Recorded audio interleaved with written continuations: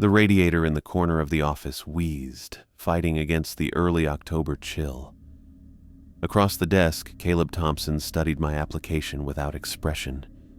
His office smelled of old paper and floor polish, the kind janitors use in public schools. A single lamp cast everything in yellow. I adjusted my position on the metal folding chair. 26 job rejections in 6 weeks had a way of making any seat uncomfortable. Your resume says web design. Caleb placed my application down. Why apply for night security at Woodlawn? I need work. No point dressing it up. Design jobs are scarce right now, and night shifts fit my natural schedule anyway. He nodded once, like this made sense to him. Pays $22 hourly, more than standard security because of the isolation factor. The number hit like a rescue rope. My apartment was 2 months behind, and my car insurance was due next week.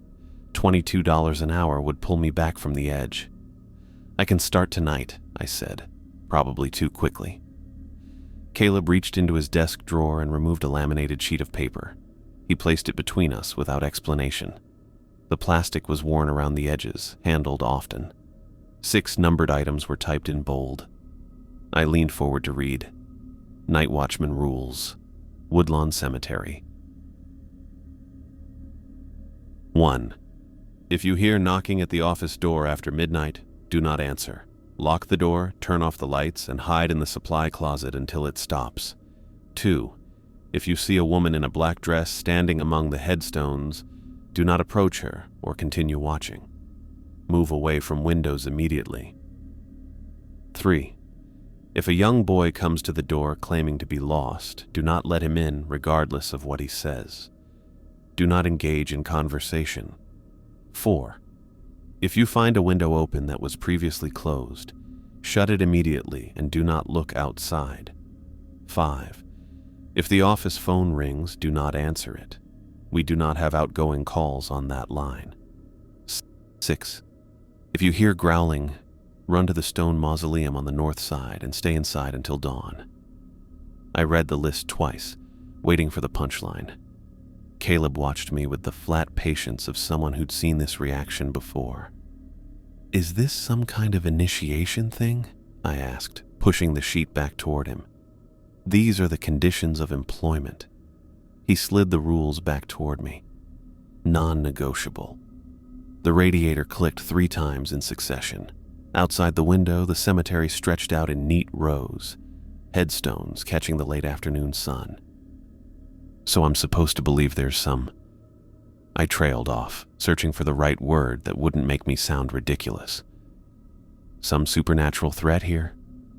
Caleb's face remained neutral. I don't care what you believe.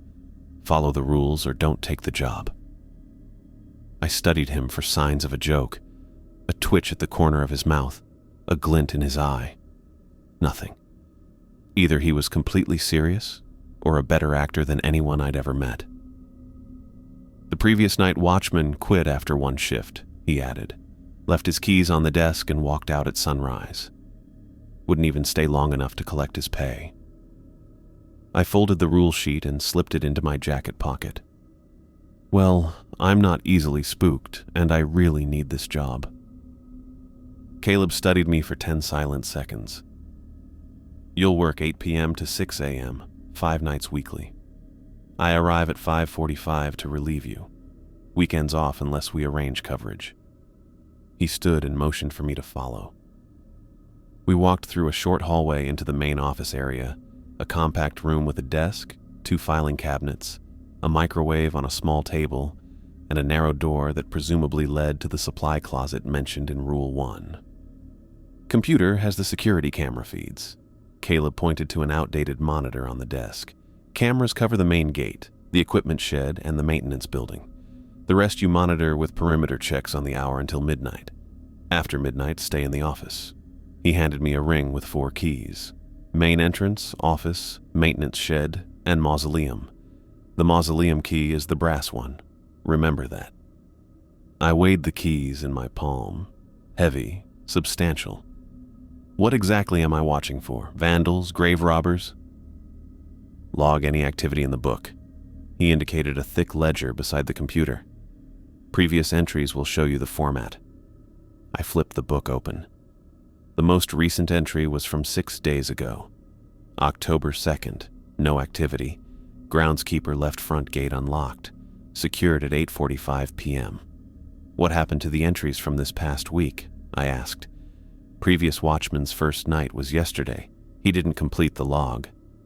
Caleb walked to the window and gestured across the grounds. Property is 12 acres. Oldest graves are in the northwest corner from 1882. Newest section is east side. Make yourself familiar with the layout during daylight hours. The cemetery looked ordinary enough. Rows of stones, a few small trees, flat Saskatchewan landscape stretching beyond the iron fence. Nothing menacing unless you counted the reminder of mortality itself. Any questions? Caleb asked. Yeah, why is this job real? I mean, these rules sound like... I stopped, not wanting to offend a potential employer, regardless of how strange the situation seemed. Like what? His tone held no emotion. Like someone's idea of a Halloween prank, I finished. Caleb checked his watch. It's 6:15 now. Official start time is 8, but I need to leave by 7. Use the extra hour to look around while it's still light. Stay inside after dark. He walked toward the door, then turned back. One more thing. The nearest house is half a mile south. Cell service is spotty on these grounds. You're essentially alone out here until morning. With that, he left me standing in the office. The radiator clanked again. I spent the next 40 minutes exploring the grounds, marking the location of the mausoleum, checking the fence line, and memorizing the paths between grave sections. The cemetery was well maintained, but showed its age in cracked pathways and weathered monuments. The oldest stones had lost their sharp edges, names fading like whispers. When Caleb returned, he handed me a flashlight, a thermos of coffee, and a sandwich wrapped in wax paper. Ham and cheese, he said. Knights get hungry. I took the offerings with surprise. Thanks. Follow the rules, he said, and walked to his truck. I watched him drive away, gravel crunching under tires, taillights receding down the access road. The sun balanced on the horizon, painting everything amber and long-shadowed. Back in the office, I set up my laptop, connected to the spotty Wi-Fi, and ate half the sandwich. The coffee was strong and bitter, with just enough sugar to take the edge off. I reviewed the rules again, this time with a more critical eye. They seemed designed to prey on basic human fears, things that go bump in the night, creepy children, mysterious women. The most practical explanation was that the rules were Caleb's way of keeping watchmen vigilant, or perhaps a tradition passed down by previous caretakers, the local equivalent of telling rookies to watch for the basement alligator. By 9:30, full darkness had settled. I made my first perimeter check, moving the flashlight beam across rows of stones, catching the occasional reflection of decorative glass or metal flower holders. The night air carried the musty scent of fallen leaves and freshly turned earth from a recent burial. Back in the office, I logged my first entry. October 9th, 9:35 p.m.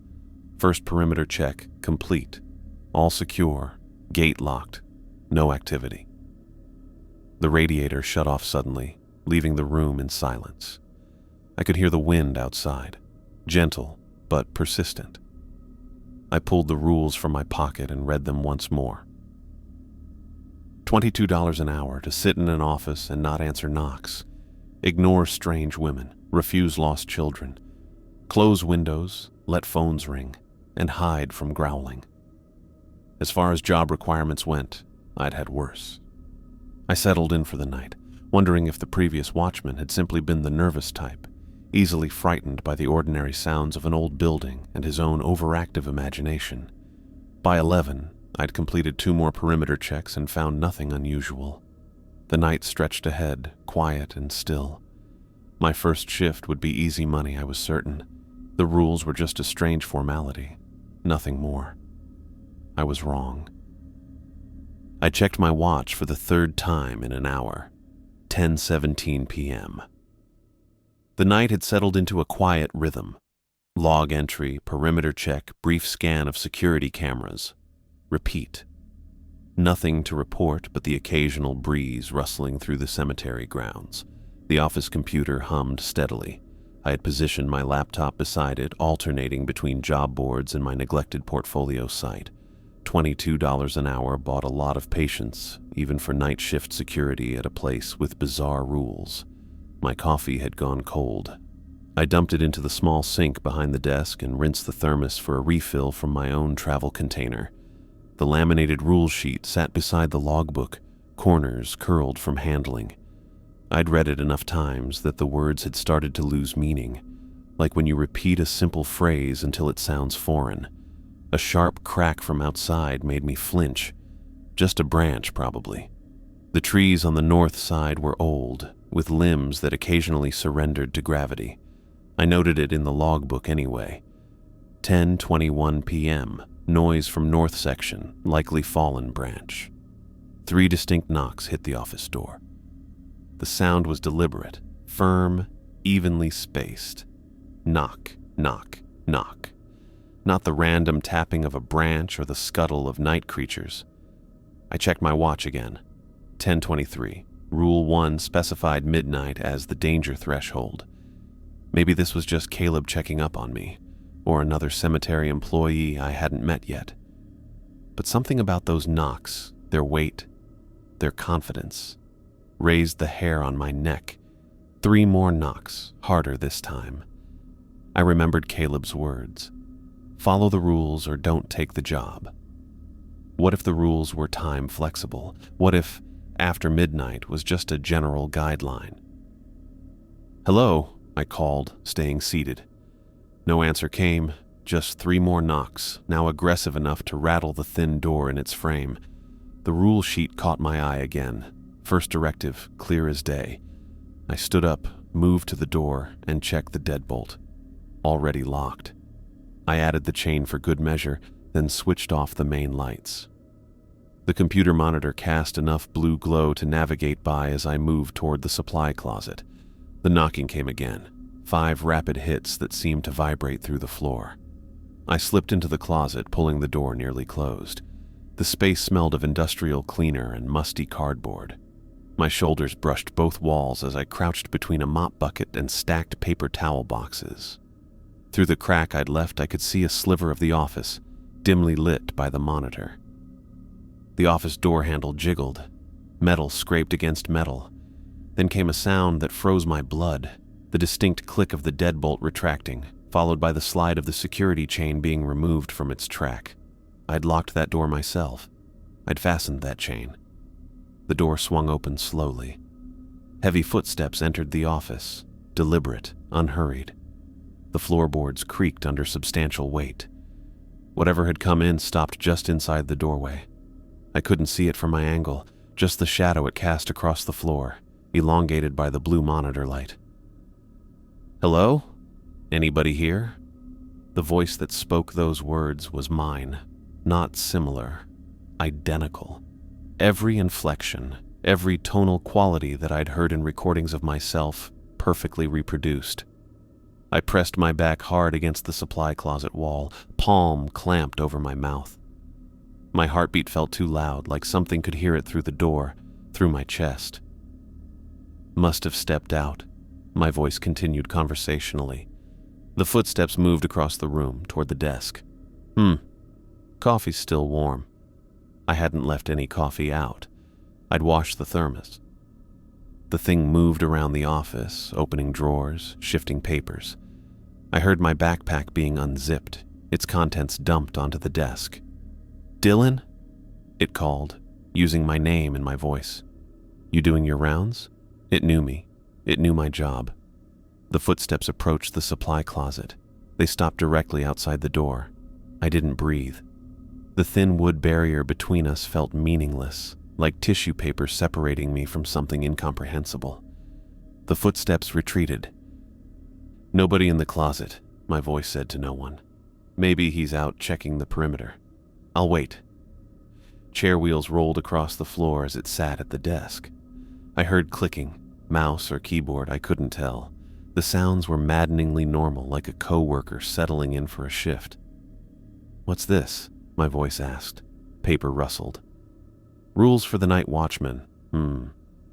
If you hear knocking at the office door after midnight, do not answer." A pause. "It's not midnight yet, though. Loophole." The thing laughed, using my laugh. It continued reading the rules aloud, commenting on each one like we were friends sharing a joke. The casual conversation with itself was worse than any monstrous sounds could have been. This thing wearing my voice was toying with the boundaries that kept it at bay. "Dylan really should be back by now," it eventually said, a hint of frustration creeping into its tone. "Maybe I should go look for him." The chair rolled back. Footsteps crossed toward the door. "If you're hiding, Dylan, that's not very professional," my voice called out, hardening. "I just want to talk. About the job, about what you've seen out there." The door closed. The deadbolt clicked. The chain slid back into place. I remained frozen, listening to the silence, terrified it was a trick. Minutes stretched like taffy, marked only by the thundering of my pulse in my ears. I counted to 500, then 500 more. When I finally emerged, my legs had gone numb from crouching. The office looked exactly as I'd left it. Computer humming, backpack zipped and in place, my travel mug where I'd set it. The only difference was the rule sheet, now centered perfectly in the middle of the desk, smoothed flat like someone had pressed it with careful hands. I checked the door. Locked, chain secured. I took a deep breath that hitched halfway through and wrote in the logbook with a shaking hand. 10:23 p.m. to 11:05 p.m. Knocking at door. Security protocol followed per Rule 1. No further activity. The words felt absurdly inadequate. I switched the main lights back on and stood in the center of the room, turning slowly, examining every corner, every shadow. Nothing seemed disturbed, yet everything felt wrong. The air itself had changed somehow, as if it had been breathed by something that shouldn't have lungs. $22 an hour. The thought flickered through my mind, a price tag on fear. Was it enough? The real question forming underneath was anything.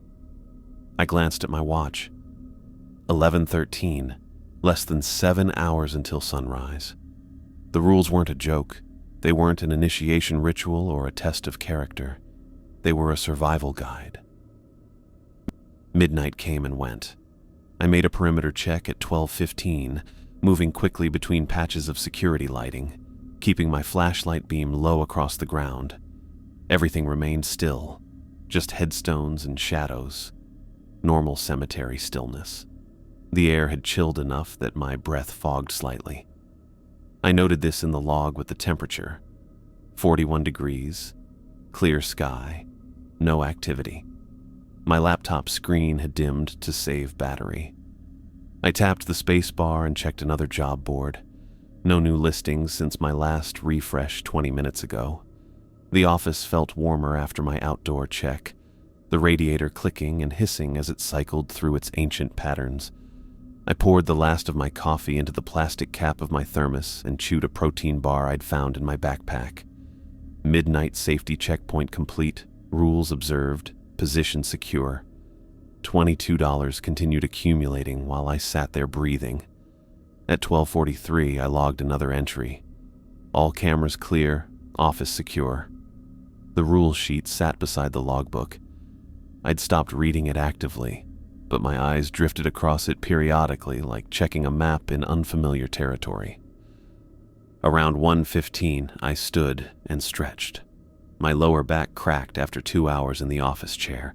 I rolled my shoulders and paced the small room, 5 steps across, 7 steps long. The night had settled into a manageable rhythm after the earlier incident. Maybe the rules only needed following once per shift to ward off whatever had knocked on the door using my voice. I returned to the window facing east. Checking the grounds had become automatic, scanning sections in quadrants. Southwest corner, main drive, eastern plots, northern mausoleum. My flashlight beam caught nothing unusual among the rows of marble and granite. Until it did.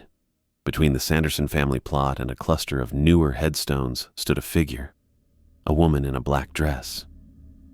She stood perfectly still, facing the office building directly. Even from 50 yards away, I could tell her posture was unnaturally straight.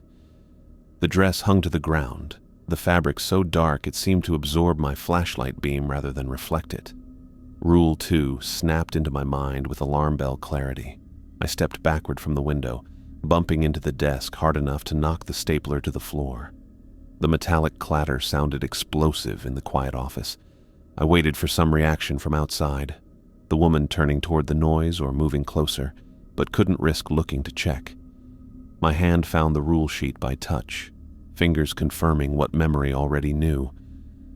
If you see a woman in a black dress standing among the headstones, do not approach her or continue watching. Move away from windows immediately. I retreated to the far wall, putting the desk between me and all windows. My key ring dug into my palm where I'd been gripping it without realizing. The brass mausoleum key pressed a perfect circle into my skin. I used the office key to double-check the door lock, then sat in the chair with my back against the wall, facing away from the windows. The digital wall clock showed 1:23. The second hand made tiny clicking advances that measured out my determined not looking. I focused on the supply closet door, the coffee stain on the desk corner, the dust on the file cabinet, anything to keep my eyes from drifting toward the glass. What would happen if I looked again? The rule didn't specify consequences, just the prohibition itself. The precision of the instructions suggested specific danger. Not generalized bad luck, but something immediate and tangible. Minutes crawled past. My neck muscles tightened from the effort of not turning around. The temptation to check grew with each passing minute. Schrodinger's cemetery woman, both gone and still standing there until observation collapsed the possibility. The radiator shut off, dropping the room into sudden silence. At 1:52, I allowed myself to turn the chair, keeping my eyes fixed on the desk surface. My peripheral vision caught the window edges, but nothing beyond. I could check the grounds without looking where she had been. That seemed like a reasonable compromise. I swiveled slowly toward the north-facing window first, consciously avoiding the eastern view.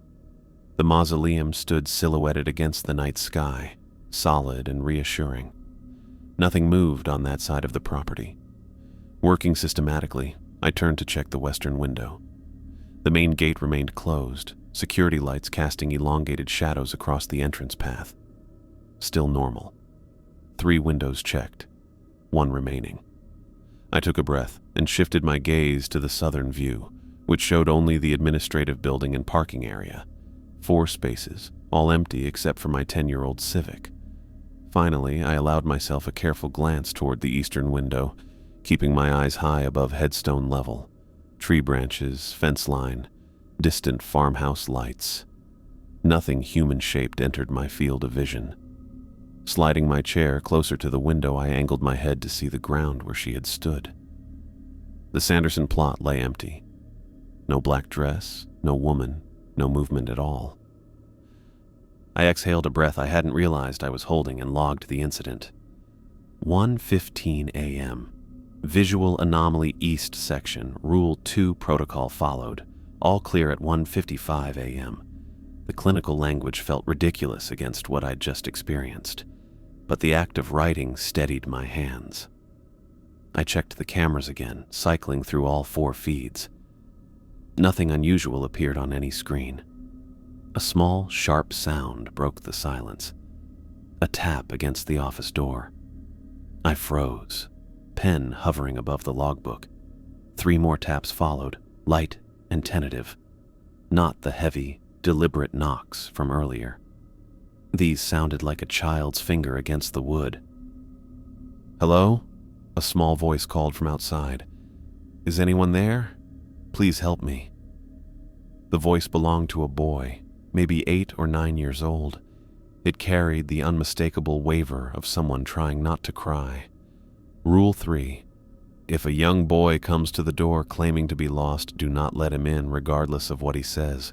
Do not engage in conversation. Please, the voice continued. I'm lost.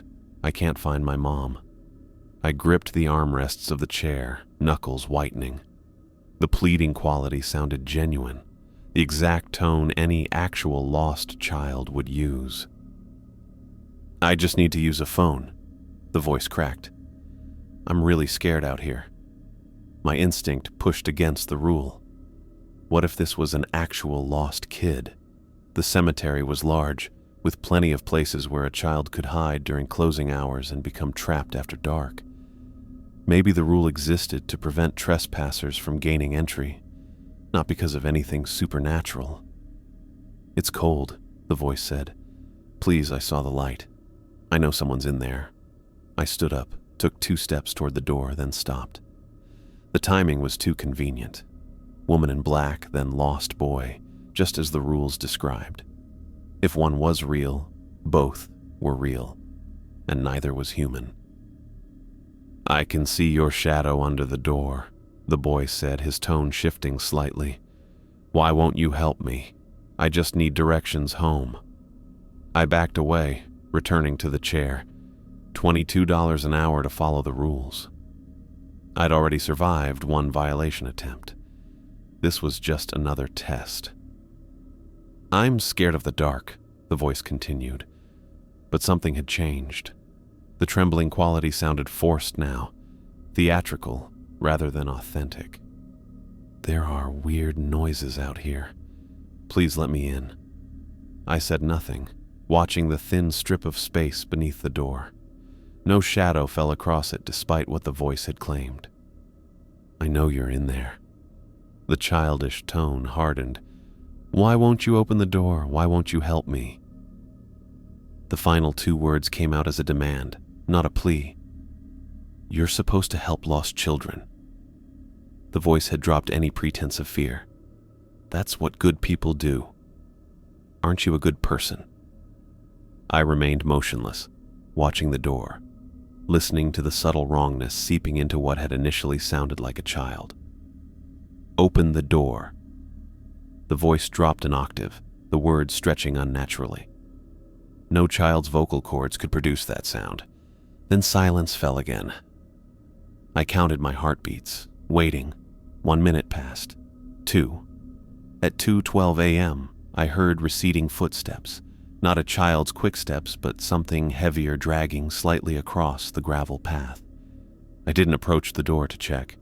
Instead, I wrote in the logbook, 2:03 a.m., auditory incident at office door, Rule 3 protocol followed, all clear at 2:12 a.m. The radiator kicked back on, startling me with its sudden rattling.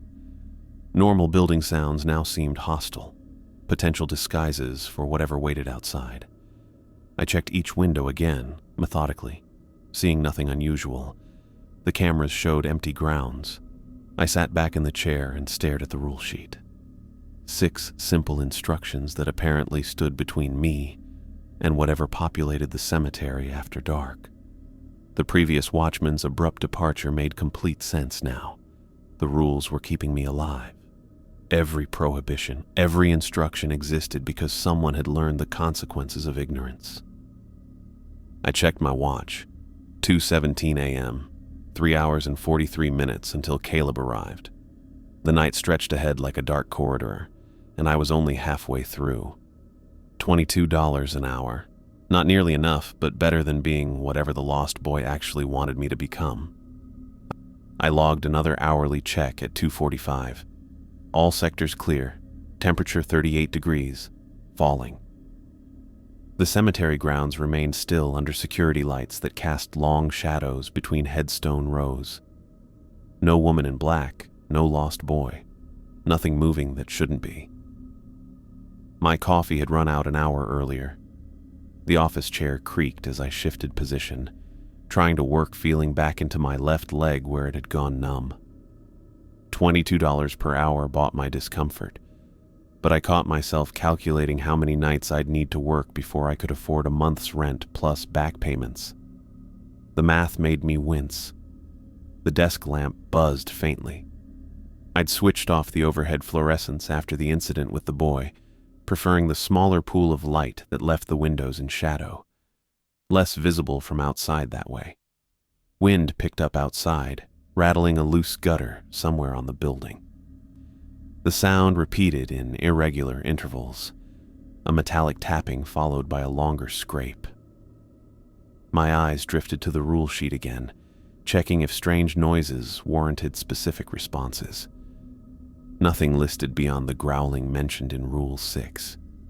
At 3:07, I heard it, a soft click and then a whisper of cold air against my neck. The window behind me had opened, not all the way, just a 3-inch gap at the bottom of the sash, enough to let in a stream of cemetery air that smelled like wet stones and soil. I hadn't touched it, hadn't even been near that window since my last perimeter check. The latch must have failed, or the frame had warped enough to let the wind work it loose. Rule 4 flashed into my mind. If you find any previously closed windows open, close them immediately without looking outside. I rose from the chair, keeping my eyes fixed on the wall clock as I moved.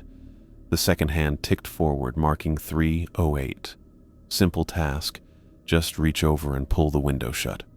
Don't look out, don't look down, just close it. My hand found the wooden frame, cold to the touch and damp with condensation. I gripped the bottom rail and started to pull upward. Something scraped against the outer wall directly beneath the window. My eyes dropped automatically before I could stop them.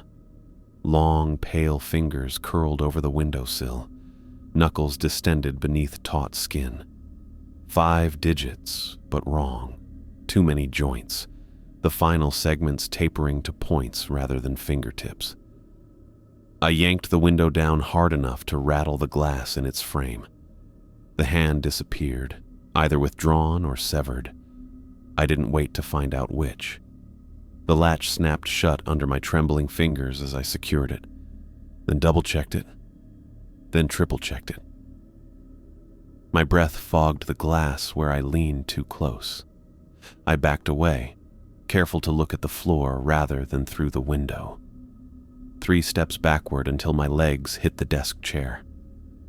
Outside, something moved along the wall. A slow, dragging sound like heavy fabric being pulled across rough stone. It continued past the window, around the corner of the building, then stopped. I held still, listening to my own heartbeat in my ears. The thing knocked once, not on the door but on the exterior wall beside the eastern window. A pause, then 2 more knocks, each one moving closer to the glass. I retreated to the supply closet again, leaving the door cracked an inch. Through the narrow opening, I watched the window. Nothing appeared in the glass. The knocking stopped. After 5 minutes of silence, I returned to the desk and logged the incident. 3:07 a.m., window security breach, Rule 4 protocol followed. No further activity noted. My hands left damp marks on the logbook page. I wiped them on my jeans and checked my watch. 3:17, still hours before dawn. The radiator had gone silent again. I could hear the building settling, normal creaks and contractions as the temperature dropped outside. The security camera feeds showed empty grounds, the mausoleum standing dark and solid in the distance. I realized I was staring at the north mausoleum on the monitor, mentally measuring the distance from the office. Rule 6 mentioned running there if I heard growling, approximately 80 yards across open ground. How fast would I need to move? What was I running from? The telephone rang. The sound hit me like an electric shock. I hadn't even registered the presence of a phone until that moment. An old rotary model sitting at the corner of the desk, beige plastic yellowed with age. Its ring wasn't the electronic chirp of modern phones, but a proper mechanical bell, shrill and insistent. Rule 5. Do not answer the office phone. The phone rang again and again. I sat motionless, watching it vibrate slightly with each ring. Who would call a cemetery office at 3:22 in the morning? More importantly, what would call? 4 rings. 5. Each ring seemed louder than the last, like the bell was gaining strength. The harsh sound bounced off the office walls, making it impossible to focus on anything else. 8 rings. 9. I found myself counting, as if reaching some specific number might trigger an action requirement. The rule didn't specify how long to let it ring or what to do afterward. 12 rings. 13. The temptation to answer built with each ring. Surely this could be a legitimate call. Perhaps an emergency. Someone trying to reach the cemetery administration about a family matter. Maybe Caleb checking in. 15 rings. Silence fell suddenly, making my ears ring in the absence of the actual ringing. The handset sat innocently in its cradle, looking like ordinary office equipment rather than a portal for whatever had tried to reach through. I realized I'd been holding my breath and let it out slowly. My knuckles had gone white where I gripped the chair armrests. The phone didn't ring again. I stared at it for several minutes, half expecting it to move or transform now that it had revealed itself as something significant. It remained inert, just plastic and wire. 3:22 a.m. Telephone activation. Rule 5 protocol followed. I wrote in the logbook. 15 rings total. Call terminated from source side. The formal language felt necessary, a way to process what had happened without acknowledging the fear that had lodged between my shoulder blades. I wasn't writing for Caleb anymore. I was writing for myself, creating a record of rational responses to irrational events. I checked my watch again. 3:29. Less than 3 hours until Caleb arrived. The night stretched ahead like a dark road with no headlights. The previous watchman made sense to me now. 1 shift and gone, keys abandoned, payment refused. He'd encountered something from the rule sheet, maybe multiple somethings. He'd made the rational choice to walk away. $22 per hour. The number kept circling back, a talisman against the night. Was it enough? For this night, it had to be. I just needed to follow the rules and watch the clock. I turned to face the desk, putting my back to all windows. The rule sheet lay before me. 6 simple instructions between me and whatever waited outside. I knew now why each existed, not as ritual or tradition, but as hard-earned knowledge. Each prohibition marked a boundary where someone had discovered what lived on the other side. The night air pressed against the windows, testing their seals. The locked door stood between me and the grounds. 3 more hours of darkness to endure.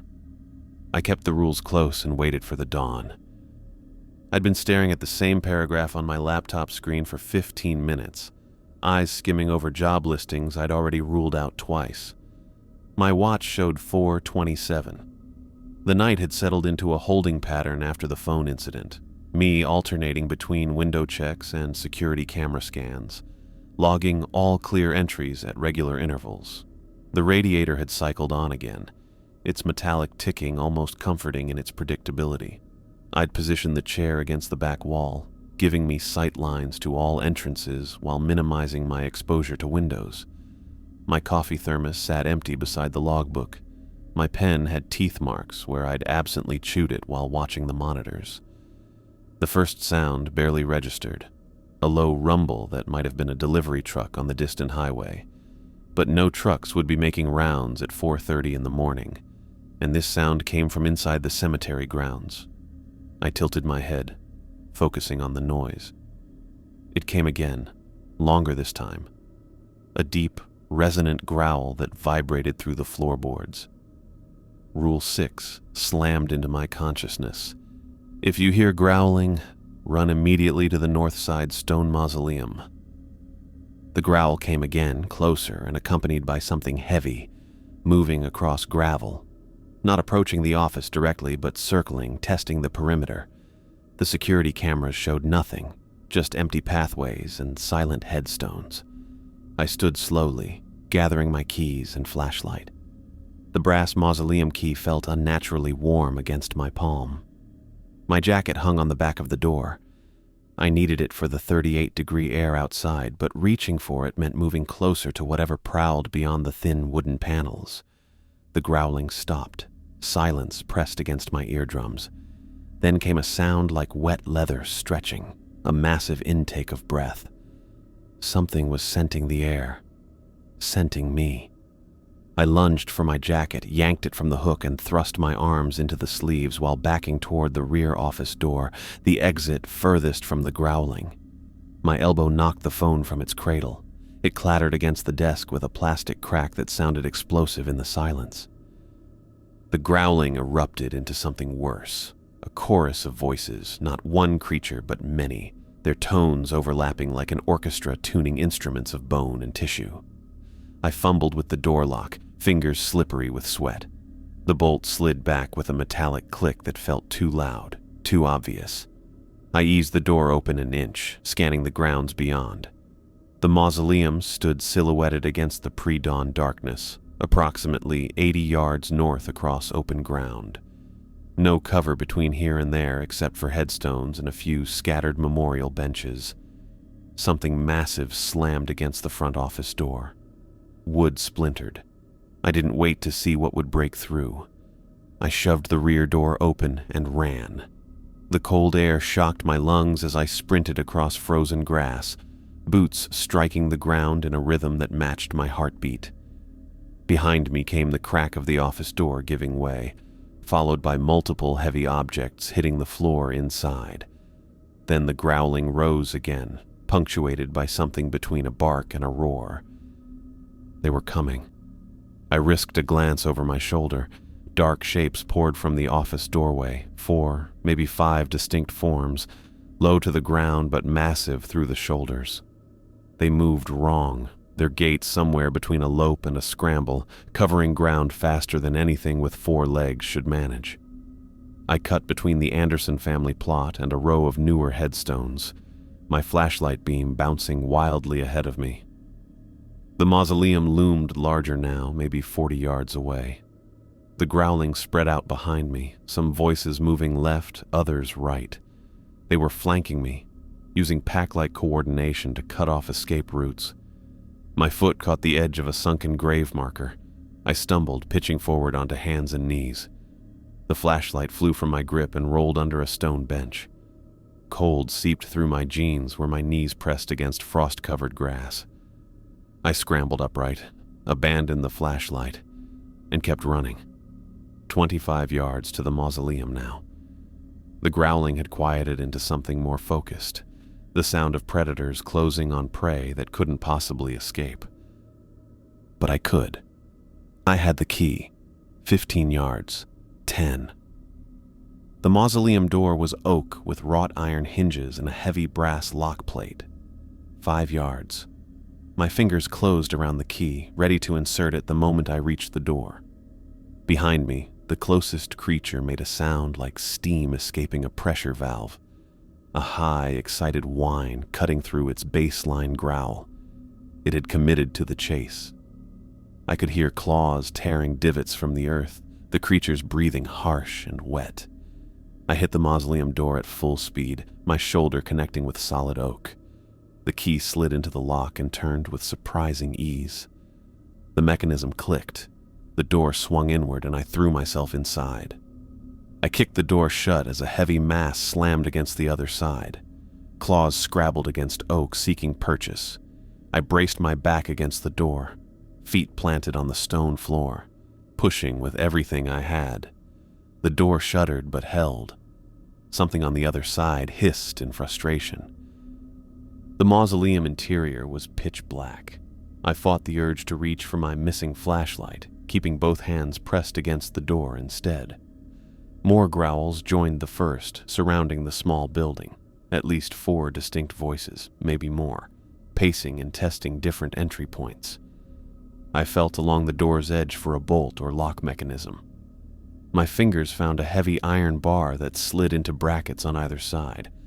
I wrestled it into place, feeling its solid weight drop into the receiving bracket with a dull thunk.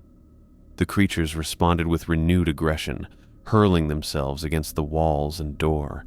Stone and wood transmitted their impacts through my palms and spine. But nothing gave way. The mausoleum had been built to last centuries. Whatever circled outside would need to be equally patient to find a way in. My vision gradually adjusted to the darkness. Faint gray light filtered through narrow stained glass windows set high in the walls. Not enough to see details, just shapes and outlines. Stone floor beneath my feet. Waist-high crypts lining the walls. A central plinth supporting what looked like a carved figure, too dark to make out properly. The air inside smelled of old stone and faint decay. Not putrid, but the mineral scent of things returning to dust over decades. My breath clouded in front of my face. Colder in here than outside, the stone walls holding winter longer than the earth. I sank to the floor, back still braced against the door, and tried to control my breathing. Every exhale emerged as steam, visible proof of life inside a place built for the dead. The growling continued outside, punctuated by scraping sounds as claws tested the mortar between stones. My watch showed 4:42, more than an hour before Caleb would arrive, more than an hour before sunrise would send the creatures back to whatever darkness spawned them. A heavy body thudded against the western wall, followed by a strange, whining sound. Not aggression now, but something like confusion or disappointment. The growling grew more sporadic, with longer silences between vocalizations. By 4:55, the sounds had moved further away. The creatures still circled, but their patterns had widened, their interest seemingly diminished by the lack of access. I remained motionless, unwilling to make noise that might renew their focus. At 5:17, I heard a new sound, wings. Not the leathery membranes I half expected from the creatures, but the soft fluttering of actual birds. Mourning doves, probably, stirring in the cemetery's few trees as first light approached. The growling had stopped completely. I strained my ears but heard nothing except the natural sounds of pre-dawn, wind moving through bare branches, birds calling to each other, distant traffic starting up on the highway beyond the cemetery fence. I eased away from the door, half expecting renewed assault when I removed my weight, but nothing came. The iron bar remained firmly in place across the entrance. I moved to the nearest window, stood on tiptoe, and peered through a clear section of the otherwise colored glass. The cemetery grounds lay peaceful under the first hints of approaching sunrise. Gravestones cast long shadows across frost-covered grass. No dark shapes moved between the rows. No creatures circled the mausoleum. My watch showed 5:31, 14 minutes until Caleb's scheduled arrival. I couldn't see the office from this angle, but imagined the damage inside. Splintered door, scattered papers, evidence of something that shouldn't exist in a rational world. I remained where I was, watching light gradually strengthen outside. The air warmed by imperceptible degrees. My muscles began to unclench, hours of tension releasing into trembling exhaustion. At 5:47, I heard the crunch of tires on gravel. Caleb's truck, right on schedule. I moved to the door and pressed my ear against the wood, listening for any signs of the creature's return. Nothing but ordinary morning sounds greeted me. I lifted the iron bar and set it aside, then hesitated with my hand on the latch. What if this was another trick, like the boy's voice or the phone ringing? What if releasing the door invited something worse than growling predators? Through the window, I saw Caleb's familiar figure exit his truck and stand surveying the cemetery grounds. He carried a thermos like the previous morning. His posture showed no alarm, no reaction to possible destruction or supernatural visitation. I turned the latch and pushed the door open an inch, ready to slam it shut at the first sign of danger. Cool morning air flowed in, carrying the scent of dew and exhaust fumes from Caleb's truck. Normal smells. Safe smells. I opened the door fully and stepped outside, squinting against the strengthening daylight. The grass between the mausoleum and office showed clear signs of disturbance: broken stalks, torn earth, patterns that matched neither human feet nor any animal tracks I recognized. The office door hung partially off its hinges, a jagged hole punched through the lower panels. Papers from the desk lay scattered across the ground, fluttering in the morning breeze. The window I'd closed against grasping fingers now gaped open, its frame splintered outward as if something had forced its way through from inside. I walked slowly back across the grounds, cataloging the damage with the same detached precision I'd used for the logbook. Caleb stood waiting beside his truck, steam rising from his coffee cup. His eyes tracked my approach without surprise. "You followed the rules," he said when I reached him. Not a question, but a simple acknowledgement of fact. I nodded, too exhausted for words. "Coffee?" He held out a second cup I hadn't noticed before. I took it with hands that shook only slightly. The ceramic warmed my palm, anchoring me to the ordinary world of morning rituals and job responsibilities. $22 an hour, I said after the first sip burned its way down my throat. Caleb almost smiled. "Plus hazard pay for structural damage. Policy covers it." Behind us, birds landed on the office roof, unconcerned by the shattered door below.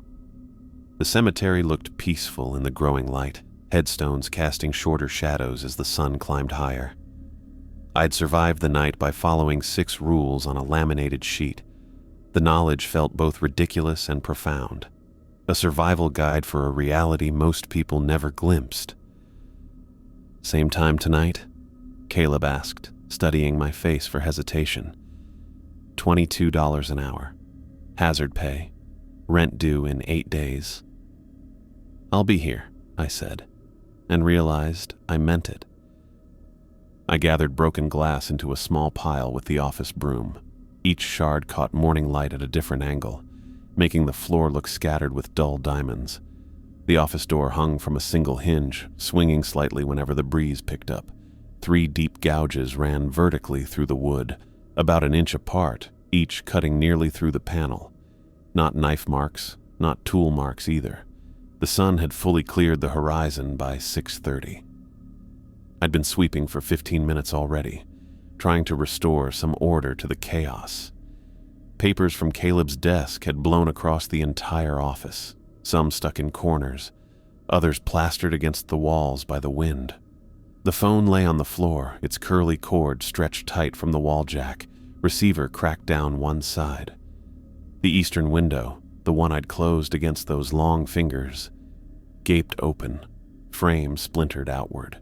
Glass fragments littered the ground outside as well as in, suggesting the break came from within rather than outside. The science of that didn't add up. Nothing had been inside except me, and I'd exited through the rear door. The coffee Caleb had given me sat cooling on the desk corner. I'd positioned it far from the edge, away from the areas I still needed to clean. My hands had finally stopped shaking around 6:15, after 2 careful sips and 10 minutes of methodical sweeping. Gravel crunched outside as Caleb's truck pulled up precisely at 6:45, same as yesterday. I heard his door open, close, and then measured footsteps approaching. He paused in the doorway, coffee thermos in one hand, toolbox in the other. His gaze moved systematically around the room, cataloging damage with a cemetery caretaker's eye for detail. "Looks about right," he said finally, stepping over the threshold. I leaned on the broom handle. "About right for what?" "For Rule 6. He set the toolbox down by the wall and unscrewed his thermos cap. "They don't usually break through, just testing boundaries." The casualness in his tone made me want to laugh or scream. I did neither, just gestured with the broom toward the claw marks in the door. "Those aren't from any animal I've ever seen." "No," Caleb agreed. "They're not." He moved to his desk, pulled open the damaged drawer, and removed a tape measure. With practiced efficiency, he recorded the dimensions of the broken door, window, and the gouges in the wood. He wrote each measurement in a small notebook, then calculated something using a laminated pricing sheet he kept in the same drawer. Was this whole night some kind of test? I asked. Caleb glanced up. The slight smile that touched his lips surprised me. Sort of, he said. The night shift serves two purposes. We need someone watching the grounds, maintaining security, logging activity. But we also need to know if that someone can handle what comes with the job.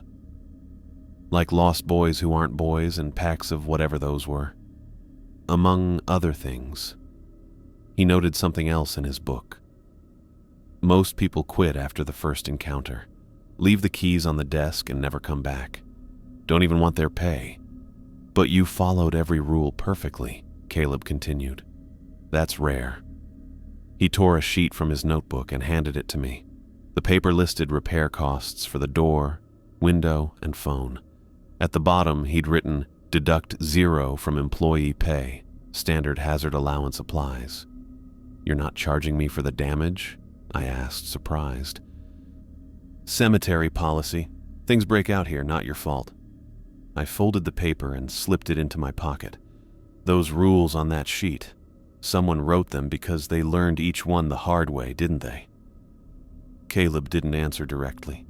He moved to the damaged window and examined the frame, testing loose pieces with practiced fingers. "Will you be back tonight?" he asked, his back to me. I should have said no. Any rational person would walk away from $22 per hour if it came with growling predators and things that mimicked your voice. But rent was due in 8 days. My car insurance payment would automatically debit in 14. And beneath the practicalities lay something else. A sense of having passed a test that most failed. "Yes," I said. "I'll be back." Caleb nodded once, like he'd calculated the odds, and my answer matched his prediction. 8 o'clock, same as yesterday. I'll have the door repaired by then. I gathered my backpack from where it had landed under the desk. The strap had torn but could be mended. My laptop inside seemed undamaged. Small mercies. "The rules," I said, nodding toward the laminated sheet which somehow remained perfectly centered on the desk despite the chaos around it. "They work." "They work if you follow them," Caleb corrected. "To the letter. No improvising." I remembered the brass mausoleum key that had felt warm against my palm when I needed it most. Remembered the solid weight of the iron bar inside dropping into place between me and what hunted outside. "I understand," I said. The morning light streamed through the broken window, creating patterns on the floor that looked almost like tracks, long, splayed impressions that faded as the sun angle changed. Caleb pulled work gloves from his back pocket and began removing the damaged door from its remaining hinge. I stepped outside into the cool morning air. The cemetery looked completely ordinary now. Just stones and statues honoring the dead. Nothing moving that shouldn't move. Birds pecked between graves for breakfast. Dew evaporated from grass that showed no sign of having been torn by unnatural claws. Yet I knew better now. The grounds held secrets between sunset and sunrise, and I was being paid $22 an hour to keep those secrets, or at least to survive them. I walked to my car, keys heavy in my pocket, the mausoleum key pressing its circular outline into my thigh. 6 simple rules separated the watchman from whatever walked Woodlawn Cemetery after dark. Tonight I'd follow them again.